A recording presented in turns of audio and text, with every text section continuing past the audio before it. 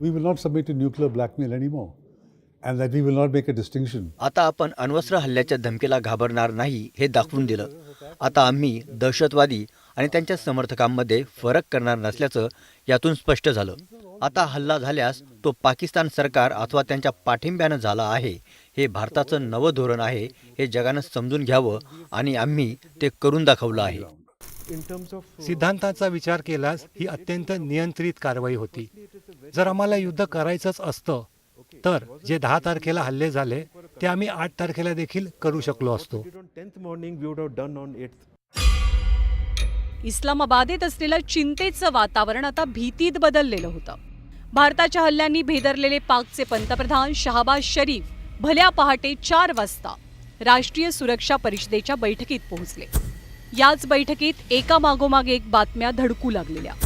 पाकिस्तानचे air bases उद्ध्वस्त होत होते. डझनभर ठिकाणांवरती भारतानं ॲक्युरेट आणि परफेक्ट हल्ले केले होते. 1971 सालच्या युद्धानंतर पुन्हा एकदा पाकिस्तानच्या हवाई क्षमतांचा कमकुवतपणा उघड झालेला. या प्रभावी माऱ्यासमोर अखेर पाकचे लष्कर प्रमुख हतबल झाले.